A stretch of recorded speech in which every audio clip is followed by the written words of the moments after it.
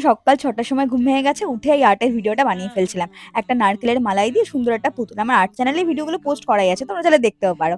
যাই হোক, আমি তারপর ব্রেকফাস্ট বানিয়ে নিয়েছিলাম। আমি ওটস, পিনাট বাটার সব মিশিয়ে একটা ঘ্যাট তৈরি করে নিই। সকালবেলা ঘটঘট করে খেতেও কষ্ট হয় না। আর সকালবেলায় বসে, বসে মুড়ি চেবানো, ছাতু চেবানো আমি পারি না। আমার দাঁতেরও জোর থাকে না। আমিও কেমন হয়ে যাই, দাঁতও কেমন হয়ে যায়। একমাত্র যদি সকালে আমায় আর্ট করতে হয় সেটা আমি করতে পারি। যাই হোক, পছন্দের কাজ বলে কথা। তারপরে গোল্ডের সাথে ভালো করে খেলে-টেলে চলে গেছিলাম নিজের শরীরটাকে কষ্ট দিতে, জিমে।